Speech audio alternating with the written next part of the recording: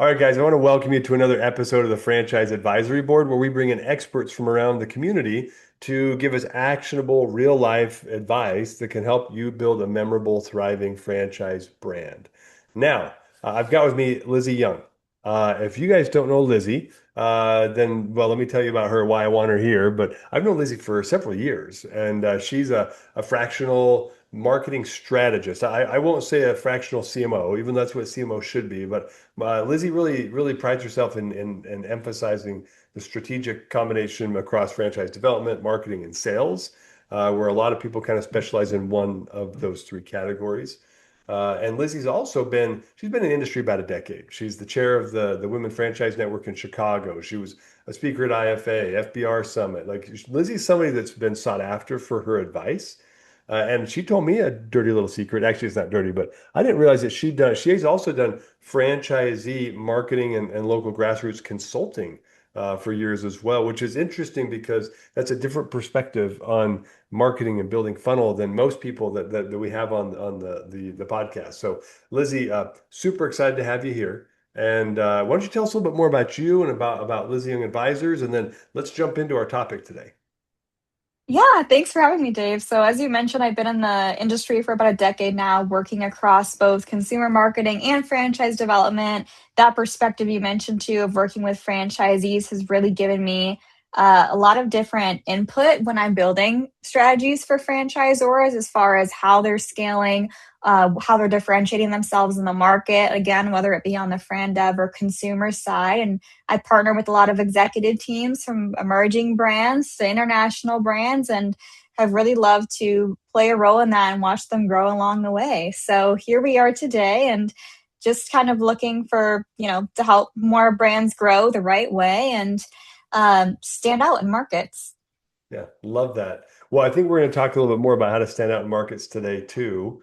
But Lizzy, at IFA, you had this great round table, great presentation, and the topic that I want to talk about it really touches on some of the things you spoke about at IFA, which is where and why are you losing franchise candidates, and how do we fix that? So, why don't you just start off? Tell us a little bit about what are the trends? Like, what are you seeing out there right now? What's shifting, and how is that impacting people negatively and positively in franchise development?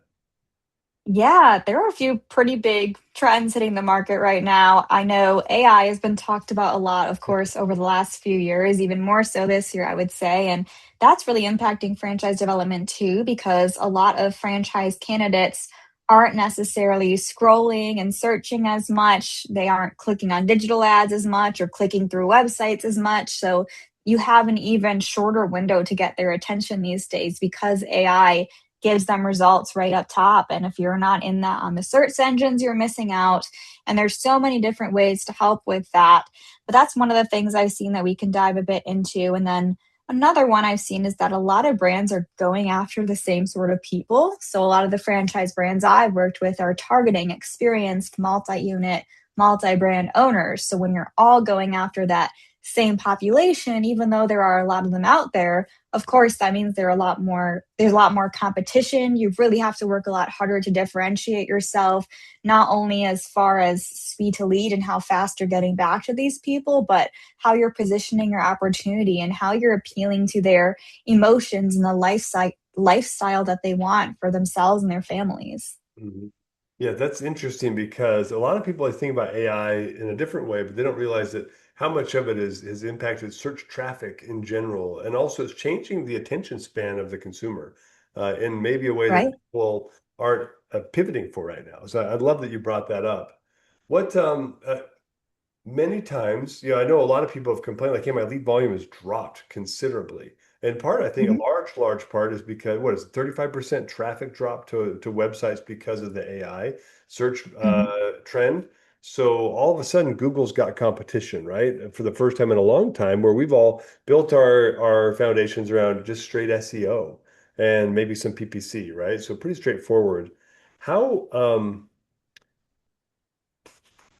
how do people combat that? Like how do they address this big concern that is I've got a lot fewer leads than I typically have?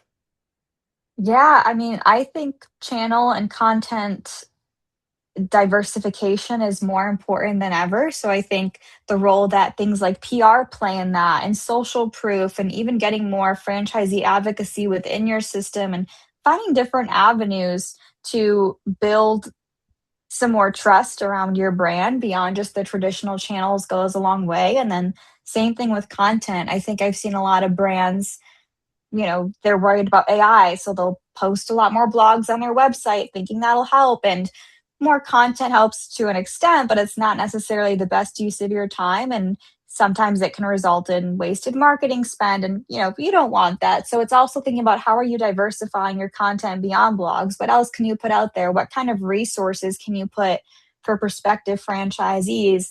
I think this goes back to what I was saying earlier, where you really have to appeal to their thinking process and their psychology. They might have very specific concerns about franchising that if you were to put a helpful guide or ebook out there, you might be able to capture a lot of them and build trust in the process because they're not just searching for best franchise opportunities near me. They're likely searching for a lot more specific search terms around stability and franchises that do well in times of economic uncertainty, whatever else might be on their minds. I really like to challenge franchisors to think outside the box, to approach it from more of their perspective.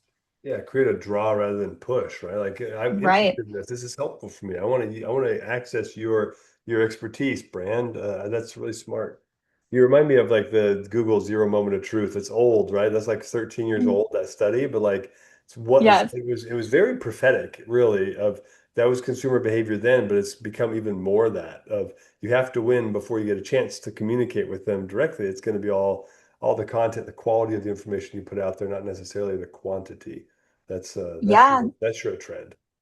And I've seen too, like the most successful franchise sales teams don't necessarily act like salespeople. They act like advisors. They really care about the prospects they're talking to, even if that means they might not be the best fit for their brand, but they'll refer them to someone else. And I think of course at the end of the day you have a number to hit, and I get that, and you have sales to make, but a lot of that building that trust is like you were saying, not necessarily being so pushy. You want to move things along, but obviously, of course, show that you care about the prospect and you care about their interests and maintain those relationships over time because you never know when they might come back, even if it's not the right fit right now. And there's so many brands I've worked with where so many of their franchisees have been those boomerangs where they talked to them for the first time a few years ago. And if you're not really keeping in touch with them, that's a really easy way to lose some great qualified candidates.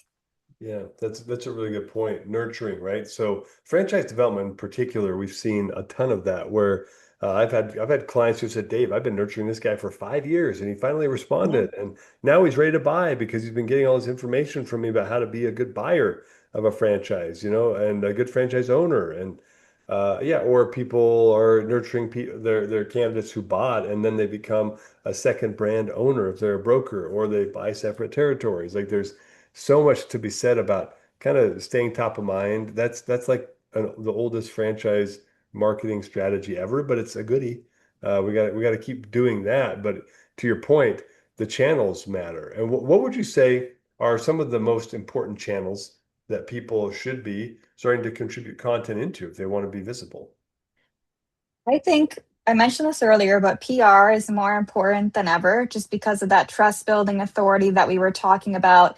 Thought leadership, we know, is a big thing in PR as well. And franchisees really do like to see the CEO out there, the people who are really running the business and talking about the dynamics between them and their franchisees goes a really long way. And I've interviewed a lot of franchisees about why they chose those specific brands, and a lot of them will talk about that kind of thing. So I think PR um, goes a long way. And with AI visibility, as we were talking about there too, those heavier resources that I spoke about earlier as well, just as far as providing guides to them or, um, different, even white papers and research papers and stuff that especially the more financial savvy candidates might be more interested in, like economic reports. You don't necessarily have to build everything yourselves, but even posting a summary of those. Again, just think about what your audience really cares about is really important. I do still think it's important to have a digital presence. I think it's also just crucial to make sure that you're using the correct channels when you're putting digital ads out there, and stopping campaigns and reevaluating pretty quickly if you see that you're spending a lot of money and not getting a lot of return. I've seen a lot of brands, quite frankly, let that go for way too long, and they'll be like 7 months in and have spent all this money and really haven't closed one deal for their digital ads. So I think it's really important when you're choosing a channel to also keep up with that throughout the funnel and be able to attribute deals, not just leads, to those channels. And that's how you then get a better look at where should I be spending more money and more effort and time, which channels are working best. Because I think a lot of people just look at it from the top of funnel, like this channel got us a lot of leads, and maybe none of those leads were qualified and none of them closed, but they don't really go that deep and they just keep putting money into that channel instead of something that will actually help them toward their goal a lot more efficiently. Yeah, no, I agree with you on that. You mentioned something, Lizzie, I want to circle back to for a minute. Yeah. And this is like some of the stuff I feel like is marketing 101. So forgive me that we're going to go back here.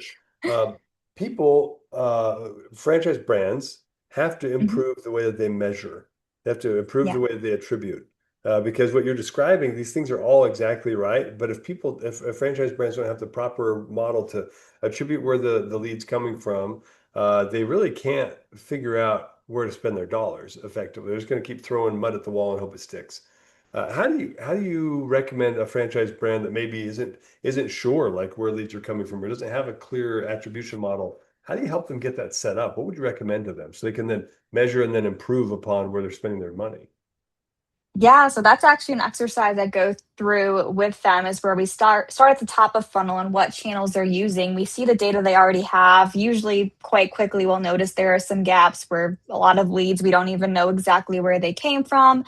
That happens with PR a lot too, because sometimes it's like, oh, a friend saw a placement on the local news station, then my friend called me. So that's a lot harder to track because there are multiple steps. So I think part of that is also I work with the sales teams on asking the right questions as far as how did you hear about us, and tracking that correctly, because a lot of them will put the answer to that in the notes, but when you're pulling reports that can be a lot more difficult to pull out. So if you were instead to have specific tags in your CRM that say, it doesn't have to say PR, but it can even say news or something like that, or say social media, whatever the lead source is. If you're actually having a specific tag like that, it'll be a lot easier to pull when reports come. Because when you put it in the notes and you try to pull the reports, I think CRMs are getting better with that and with the use of AI, but still some might get missed. So I think it's about holding your team accountable, holding partners and agencies accountable. I know a lot of the partners too will also look at it from top of funnel, where this many leads came from this. But I think that's why it's really important to make sure that franchise sales and franchise marketing are working very closely together, because too many times they're not. And that's where there's that fall through of, where your leads came from, but you don't really know where your deals came from. So it's only of so much use to you. Yeah, that's valid.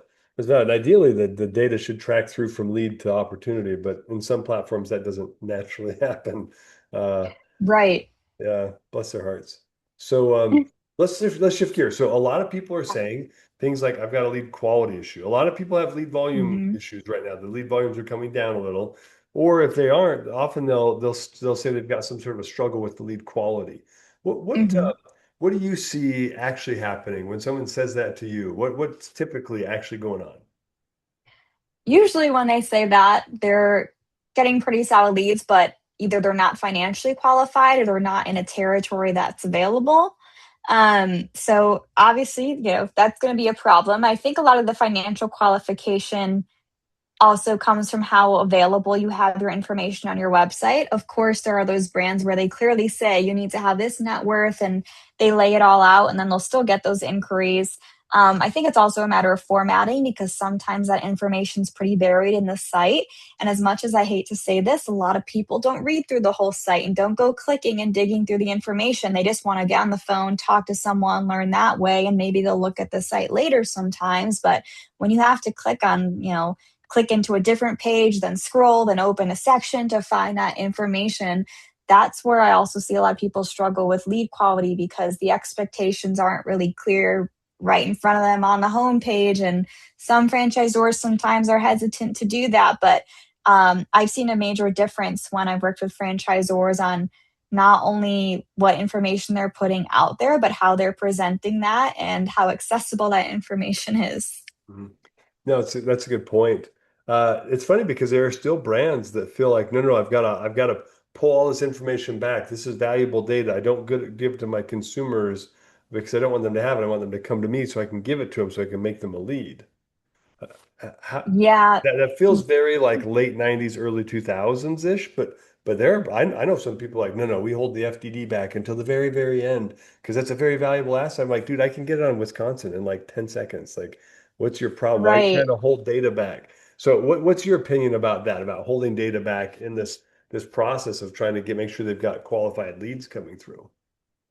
I mean, I think that's a large part of the problem because when you think about the outcome first, where it's like, okay, I understand where you're going with that, but if you hold a lot of that data back, you're going to keep getting bombarded with all these leads that are not qualified, and your sales team is also spending a lot of these time then talking to these leads that don't end up being qualified versus talking to and recruiting leads that may be qualified. So you're actually hurting yourself in the long run because not as many of those deals are going to close. And some of the sales teams I've worked with too only have 2 to 3 people on them and so much time in the day. So why would you want to allocate their time toward a deal that's much less likely to close because you didn't set that precedent to begin with? I think a lot of people are really focused on, well, we just want to get high numbers. We just want to get a lot of leads in, but it's really important to start from the end outcome that you want. Like if you want to close this many deals, start from that and work your way back. And I think that when I present it to franchisors that way, a lot of times that kind of gets them a little bit more on board on how we approach the strategy to prioritize quality a little bit more over just quantity alone. Because I always say, if I can get you 20 leads, but 15 of those close versus getting you 100 leads, but one of them closes, I'm a lot happier with that first option. And usually they are too. Yeah, well, it's funny you say that. I think of it like a food metaphor. Like, everyone wants to get full, right? And they want to be Yeah. satisfied. But would you rather get full eating 37 tacos the size of a nickel or two tacos? There's Yep. more effort that's going to be involved in consuming 37 tacos. Yes, exactly. Excuse me, I had a sneeze there, but yeah, I'm with you 100%. And let's talk about 15 deals. You want to get 15 qualified leads across? I don't want to sift through 100. That's like Right. that's the old watch marketing strategy in this industry that I think needs to be challenged a little bit because you don't have to have a one out of every 200 lead can like close ratio. That's kind of atrocious. In any other industry, Right. that would be considered a massive failure. So I know we have to be picky. They have to make sure they're qualified. They have to get through financing. There are more loops and hoops, but I mean, I think there's real room for improvement there, Lizzie. Really, really think there is.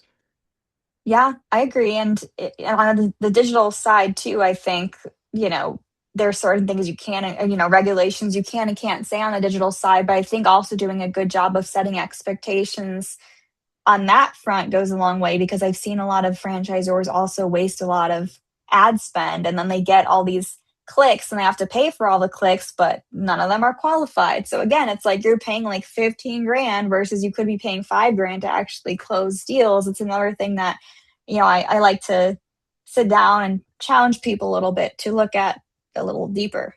Yeah, and they should. Well, and speaking of, let's dig a little deeper into what are some of the things creating difficulty in marketing for these brands.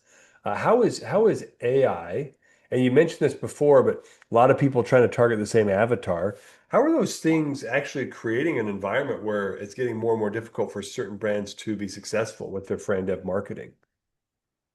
Yeah, I think specifically on the digital side is creating a lot of noise because a lot of those qualified franchise candidates, like I noted earlier with the multi-unit, multi-brand owners, I mean, they're getting bombarded with different brands, whether through marketing or through direct outreach. So there's a lot more noise to break through. So it's becoming a lot harder for brands to differentiate themselves and their opportunities to appeal to those people.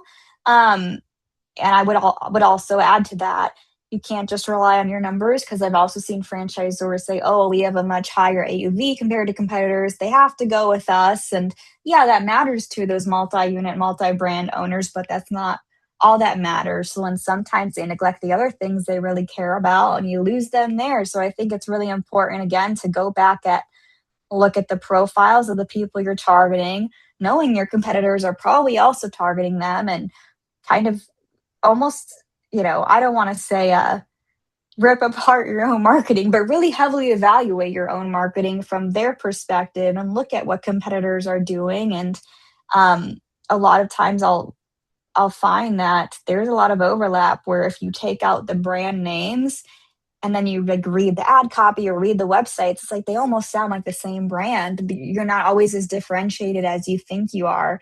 And I think that's another trend I've been seeing is you have to dive a lot deeper to do that these days. You can't just rely on we have a great AUV, we have a great support system. Like, all right, well, every brand says that. Can we have a little more? Can we go beyond that? How can we dive a bit deeper again to show that and to bring in social proof and bring in franchisee testimonials?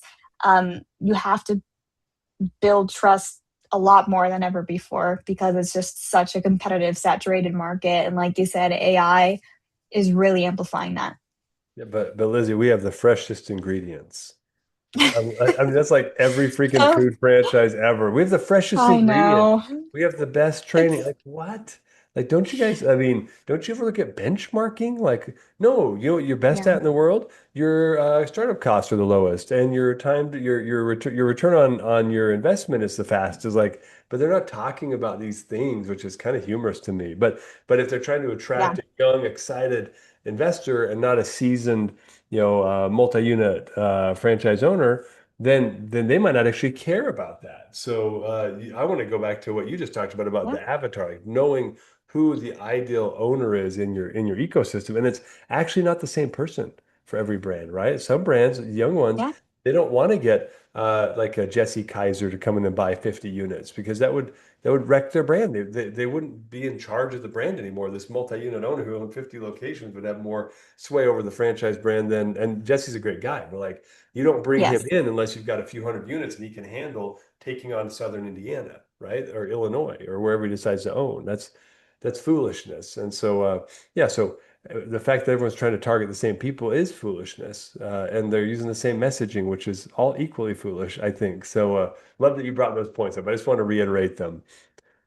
Lizzy, Yeah. tell us more about differentiating. So how have you seen people Mhm. doing a great job of this? Maybe a different approach that others might not be thinking about. I think one thing I've seen is diving a little bit deeper into the support system because, like I said, a lot of them have kind of broad statements on we offer great marketing support, we help you with your grand opening and stuff like that. And I think part of the reason for that is maybe they want, like you were saying earlier, they want people to get on a sales call to learn a little bit more about that. But I found a lot of brands differentiate themselves further by just being more specific with that. Like, oh, you have a person with you when you open for 2 weeks in your store to help you get up and running and help you with hiring. And it really takes away a lot of the pain points that they might be a little bit worried about, like, oh, maybe they've never hired someone directly before. Sometimes that's the case, or maybe they've never actually had to execute marketing before, and it's not always enough for them to have help up to the grand opening, or even just within the first 2 weeks. They want to know, all right, well, going forward, like, what if I don't grasp everything in the first 2 weeks and need more support? So I think I found a lot of good differentiation points there, and I think also, like, going back to knowing your audience, I've seen a lot of brands who talk to their prospective franchisees as if they're customers. So, kind of the example you gave earlier, where we have fresh ingredients, like, yes, that might matter to some franchisees and it should, and that's a good supporting point, but that's usually not what you want to lead with. So, I think differentiation also goes back to what other brands are your prospects looking at. And it's easy to assume, like, if you have I don't know, if you own a chicken franchise, they're looking at other chicken franchises, they're looking at other QSRs. But I've actually found a lot of times that's not necessarily the case. Sometimes they'll be looking in different verticals completely or completely different sizes of brands. Right. And they're looking for different ways to expand their portfolio and maybe for a really specific characteristic, not necessarily just about the vertical or size of the brand, but maybe they want someone that I don't know, where the CEO is really involved and visits the stores regularly. Like maybe they're looking for something a lot more specific within the business model. And that's something that I've seen a few brands do really well to highlight that sort of stuff versus just that, like we were talking about, staying on that higher level.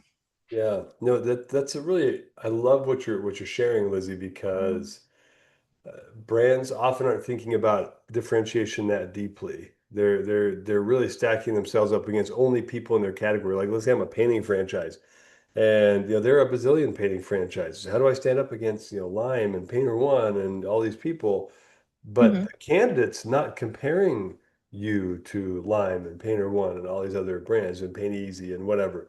They're Yeah. they're they're comparing you to Footprint Floors and a window franchise and a car detailing franchise. Like they're often Yeah. looking at least this is what I find. They're looking within that investment range across the franchise ecosystem. They're not looking in just a vertical. Most people don't say, I want to be a painting Yeah. franchise. No, I want to invest about this much money. What qualifies? And then they start looking at all sorts of stuff. Yeah, I was going to say they might not even be comparing you to another franchise at all. They might be looking to do something else with that money or start their own business from scratch or even just take some time off, go on vacation. Like it's also about what can they do with the money, time and effort that's not investing in your franchise. It's not even necessarily about they're just looking for a franchise opportunity. That's valid. Yeah, I love that. Well, and so how do we get in their heads though? I guess that's the big question. So what does it feels like we've got to take it back to square one marketing a little bit for these brands to figure out who's their actual avatar. Because that's a challenge for a lot of brands is they're trying to market to this big blob generic art avatar that's not really that specific. So they're not really going to have that great of a result. How do brands get better at identifying who their best franchisees are? What do you recommend?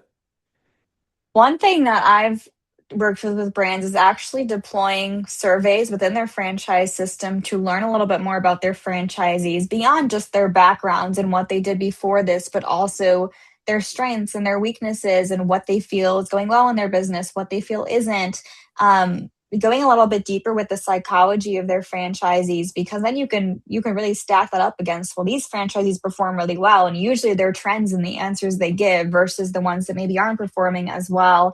And then you could build franchisee personas off of that, build them off the franchisees you have that are doing really well and learn what about them is making them perform so well. Maybe they have certain acumen in different aspects of the business or they're really good at a specific area of local marketing, or they just hire the right people and their team members get a lot of shout outs on the review sites, whatever it may be, you'll find those friends. And it's like, why not use the best resource you have, which are the franchisees that you already have.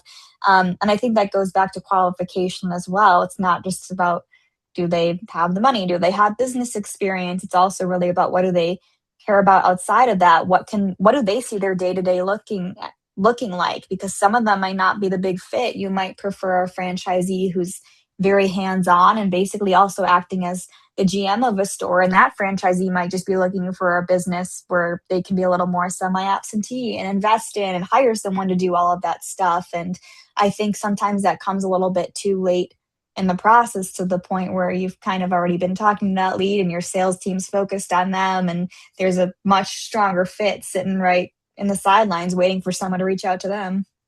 Yeah, well, I love where you're going with that, Lizzie, especially the part about kind of profiling all of your current franchise owners.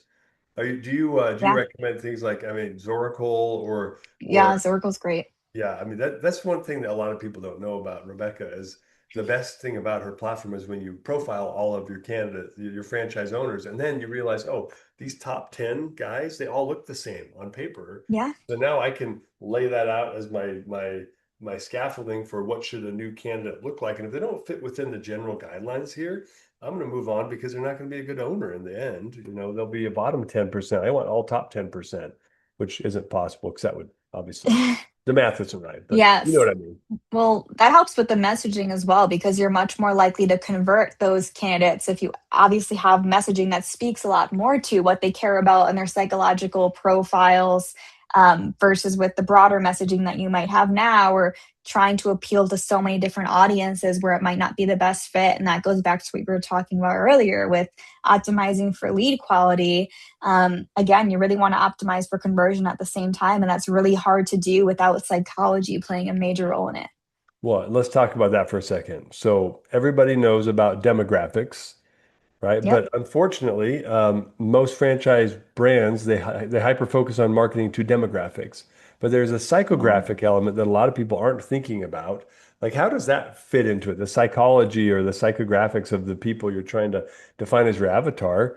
How have you seen somebody do that really well? Or how would a brand start to approach the psychology of the avatar more than just the, gender, age, geographic location, background, finances available for investment? Like that's I feel like everyone talks about that. I'm like, that is like, maybe 5% of what you need to know for who you should be marketing to. Yeah, I think this also goes back to what I said earlier about surveying your franchisees, because some of the questions I like to ask are around that, like what were you nervous about when you initially invested in the franchise, and jotting that down so you kind of learn what might some of their concerns be when they're coming into the system, and what excited you the most about this particular brand, or whatever that might be. And then same thing with pain points for existing franchisees, like what's one difficult part of running your business that you really didn't expect, because that Mhm. helps you get ahead of that. Because prospects, especially if they are experienced in some sort of business ownership or operations, when they're coming to you, they're probably already thinking about certain concerns they have in their mind that they want you to kind of alleviate for them in within the conversation. And almost like in the sales world, if you've ever made a battle card where you proactively come up with how will you respond to objections, where might some people think you're a little weaker compared to your competitors, how can you get ahead of that? So I think a lot of it is about thinking ahead from, again, what might scare them off a little bit, what can you do ahead of time to help help navigate through some of that. And then the opposite too, for what are specific things about a business they might get really excited about, or something within their personal lives that they might want to bring into their business. A lot of times, sometimes it's something like family, where uh, the ideal prospect is very family oriented, and you have a very family oriented brand. So maybe they want to bring their family in the business. It's a lot of stuff like that, where if you can connect their personal passions and how they feel with their professional lives, they're a lot more likely to continue conversations with you than with someone else. It's a really good point. It's a really good point. No, I appreciate you going down that trail with me just a little further, Lizzie. There's one other thing I think Yeah. is almost comical, is the differentiation. We're joking about the freshest ingredients and things like that, but have you really benchmarked yourself? And you should benchmark yourself in the industry, but you should also benchmark yourself across a couple of related industries that people might be looking at your investment Yeah. level. You got to be more savvy.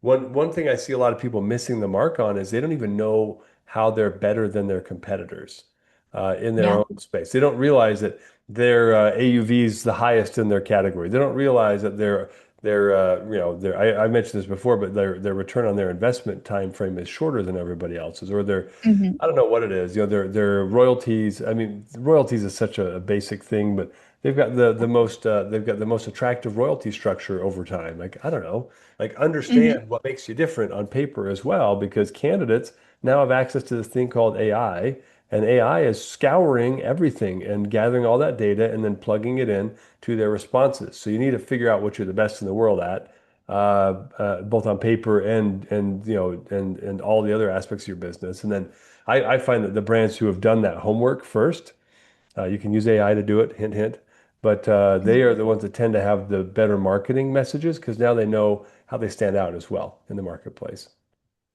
Yeah, I think that's really important. Like I was saying earlier too, even just going back to, how salespeople prepare for their calls, know the market, and obviously the market shifts pretty quickly, but going back to what we said earlier too, also know your competitors beyond the ones that are directly in your vertical, and beyond the franchise space as well, and tap into that, and maybe even ask the candidates on the call, like, you don't have to give me brands, but are you exploring other options? And are there any outside of franchising? What else might you be looking to do in the next stage of your career? Because sometimes, like I said, it's not franchising at all. So it's also thinking about how can you motivate them and encourage them to want to invest in your brand if they might not necessarily even only be looking at that option.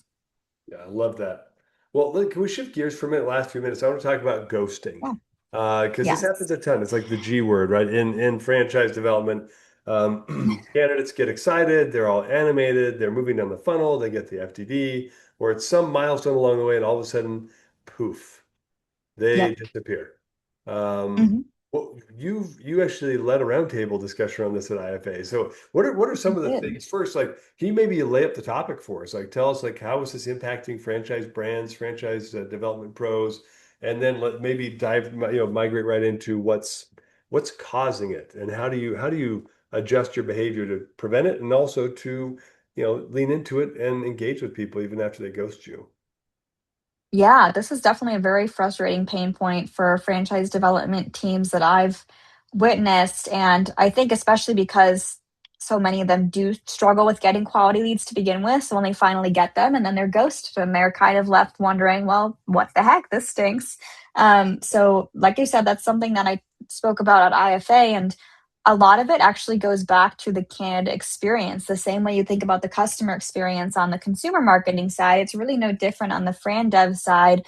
A lot of them ghost because sometimes it's a matter of confusion or a matter of effort where they have so many steps they have to go through, so many different CTAs that they don't even know what to click on first or what all of it means before they even got on a call sometimes with the franchise sales rep, where you might have a super long brochure and that's great, but then it's like they're like, oh well, I don't want to scroll through 20 pages, I just want to get on the phone with someone, like I don't even know what all of this really means in practice.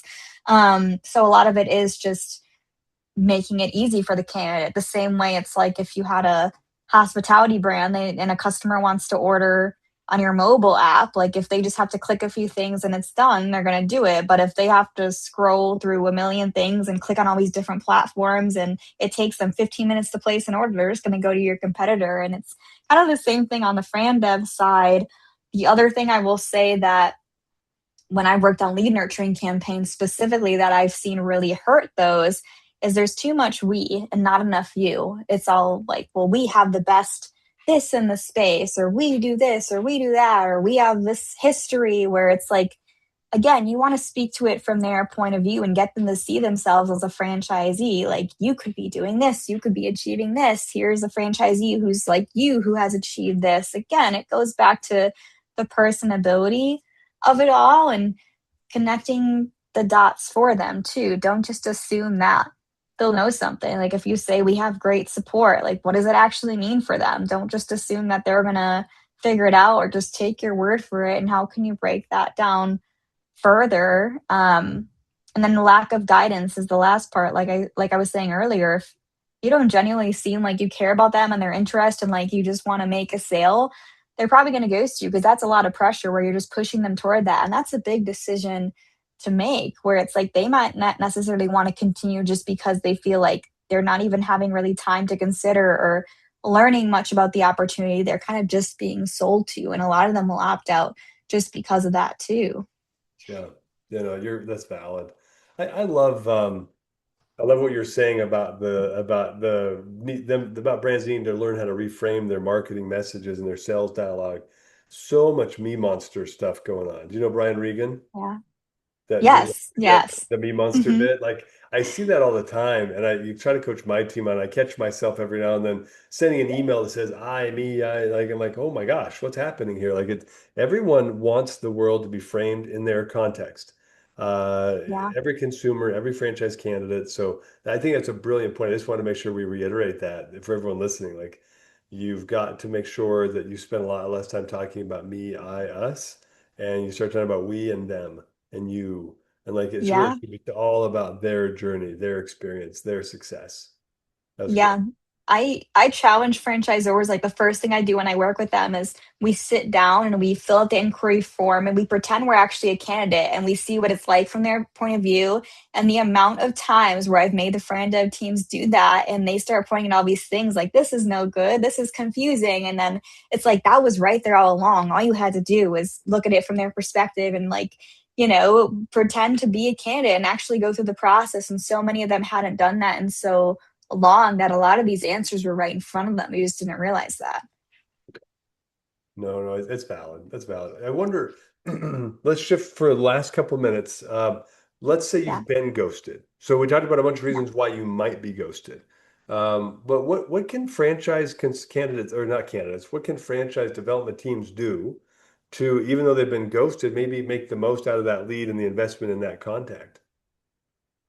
Yeah, I think always put them into another campaign. I think a lot of them will mark them as dead leads after they've been ghosting for a few months, but kind of like what you were saying earlier, sometimes they'll come back even several months to years later and want to talk about the brand. So I think it's really important to always get them into another campaign. I wouldn't bombard them. Like I want to make sure that cadence is very spread out. Maybe just check in every, even if it's every like 6 months, just to stay on their radar, remain genuine.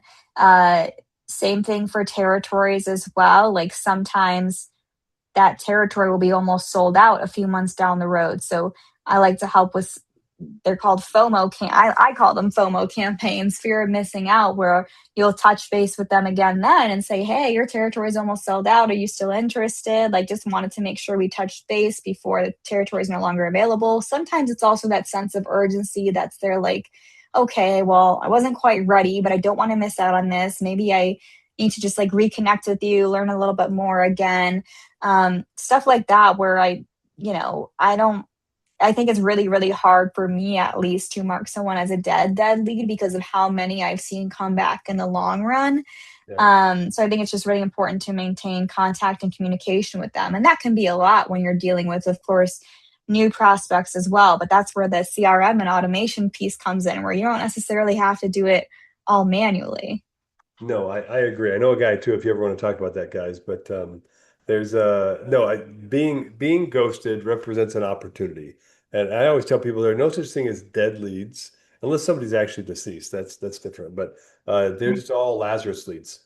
Honestly, they've got Yes, opportunities for you to reengage them and to convert them, and you just have to stay on top of them. That's the real strategy. So, Lizzie, you right. are fantastic. Thank you for being my Thank you. guest today. If somebody wants to get in touch with you because they love something you said, what's the best way for them to reach out to you? I would say either LinkedIn. I'm always on LinkedIn, or else my email is just Lizzy at LizzyYoungAdvisory.co. Awesome. And Lizzie with a Y, right? Yes. Awesome. Well, Lizzie, you've been great. I look forward to seeing you around in the franchise circuit as we do more events and things together. But thanks for being my guest today. I appreciate it. Yeah, of course. Thanks, Dave.